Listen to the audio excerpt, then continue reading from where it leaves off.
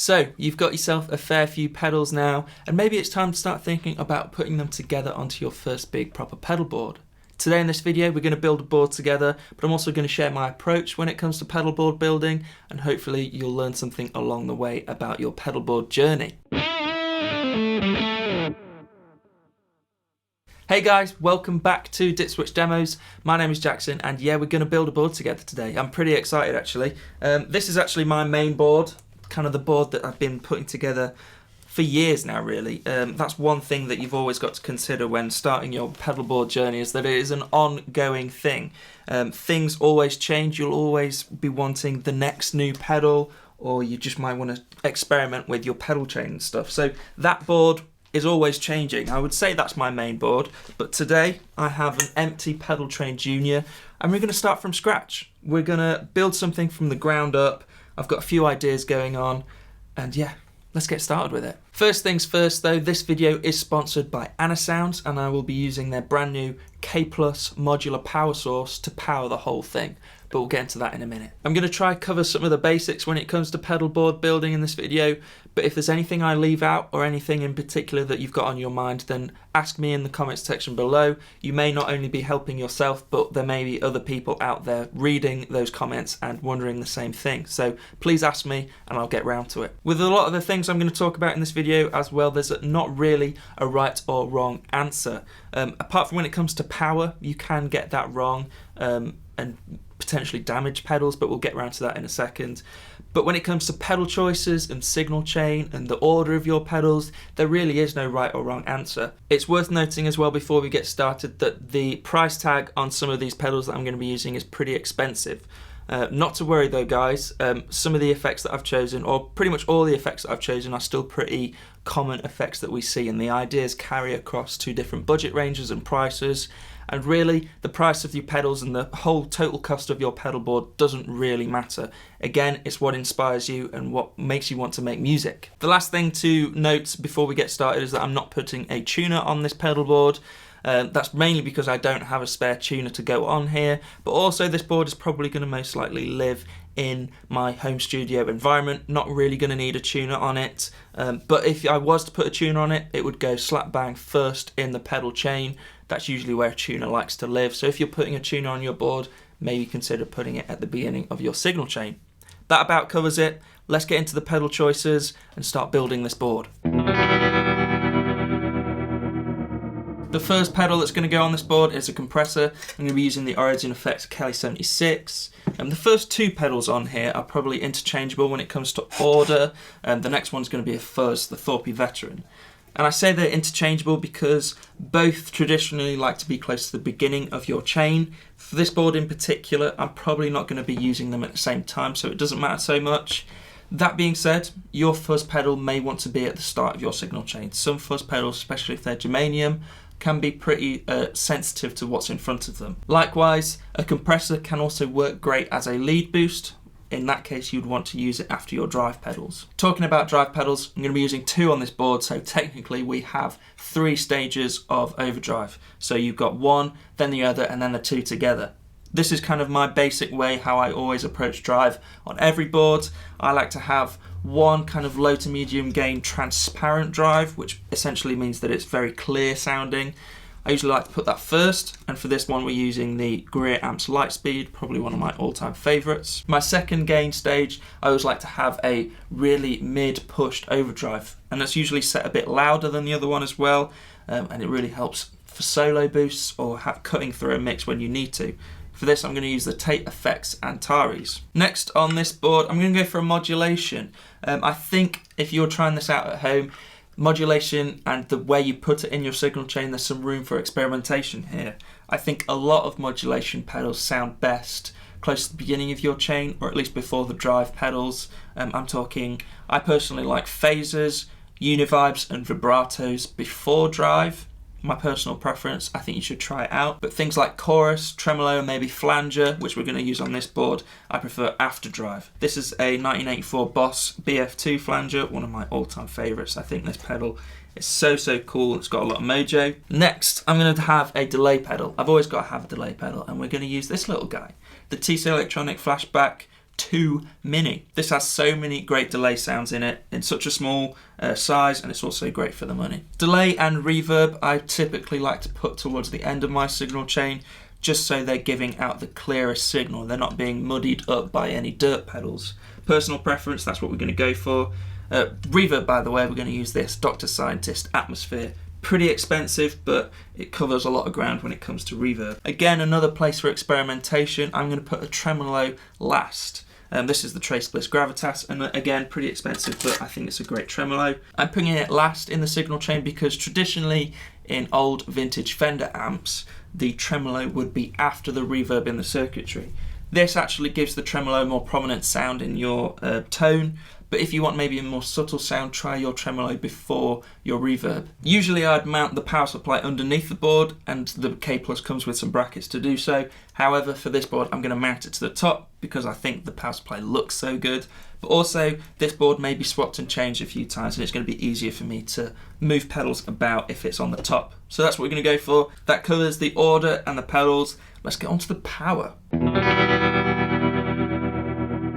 So let's start powering this pedal board. We're going to use the K Plus modular power source from Anasounds, like I said at the top of this video, but we're also going to cover some of the more basics when it comes to powering your pedal board. If you do not power your pedals correctly, you could introduce unwanted noise to your sound. The pedals may also not sound as they should if you're not giving them enough juice.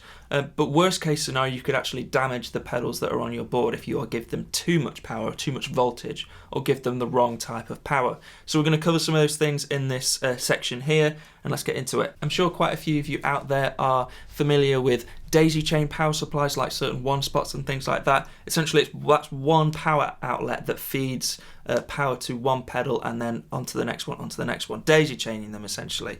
And this is probably fine if you're using maybe 3 or 4 analog type pedals, but really any more than that, especially if you're mixing analog and digital pedals, things can get really noisy quickly, if you know what I mean. So really you want to be looking at a proper power supply like this one, an isolated power supply that's going to give you enough juice for all your pedals. One of the newest solutions on the market when it comes to powering your pedal board is the K Plus from Anasounds.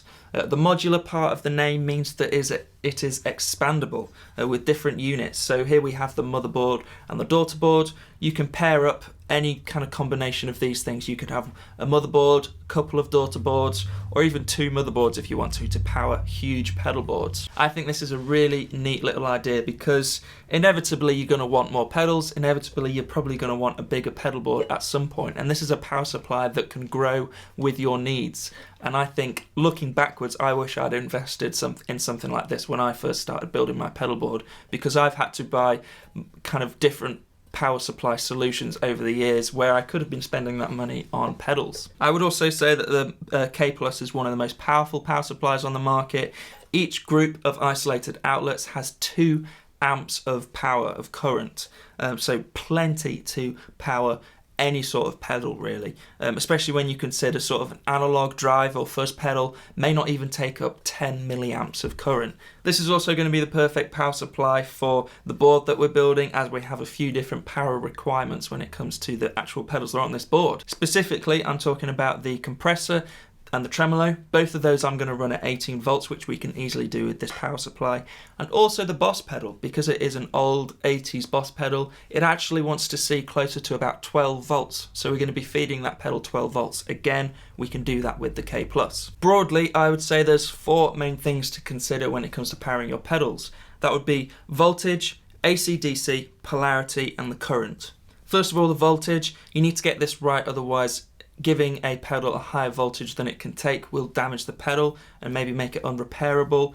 But if the pedal can take a high voltage, it will open up the pedal a little bit, make it more clear, give it more headroom. It's a really nice feature to have if the pedal can take it. 2, we're going to talk about AC/DC. That is, let me get this right, alternating current or direct current. Again, most pedals are DC, direct current, but there will be the odd pedal out there that is AC, so it's worth looking up as well. Number 3 is polarity. I'm talking about center negative or center positive. Again, this is a rarity as most pedals are center negative, but it's worth checking because again, it can damage the pedal if you get it wrong. And finally, current, usually measured in amps, but because pedals take so little current, we usually measure them in milliamps. You know, for example, an old vintage fuzz pedal may not even take 10 milliamps. So that pretty much covers power.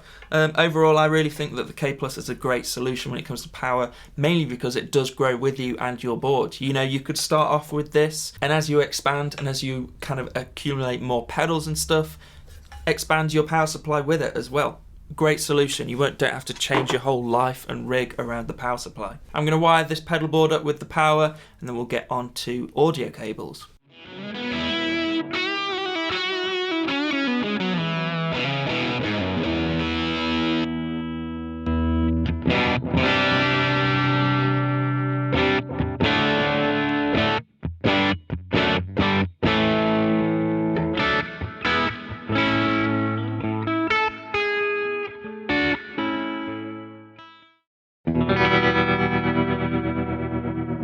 So the board's all wired up with power now. Let's get on to audio cables. Again, not a subject to be overlooked really, however I'm probably guilty of doing that myself when it comes to audio cables. I think the main thing to consider when it comes to audio is to try and use as little as possible. Try and lay out your pedal board so the audio flow is as efficient as possible. What I mean by that is that every extra foot of cable that you use will reduce the presence and top end of your tone. That's just the way it is. No matter how expensive your cables are, they will reduce the high end and presence of your sound. So like on this board, I've managed to wire it up, or at least lay it out, so the signal flow is pretty efficient. I can use pretty short cables throughout the whole board. Inevitably, if you've got a huge pedal board, you're going to run into some, like I was talking about earlier, some high end presence loss, just because you're going through so many pedals.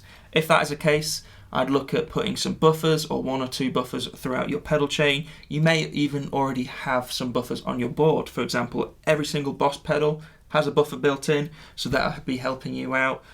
But buffers is a whole other kind of topic of discussion. You've got to be careful where you do put them on your board, but like I said, do some research and that will help you out. So I'm going to wire it up with the cables now, and then we're pretty much done. We'll be ready for some tones. Let's hope it all works first time. That would be great.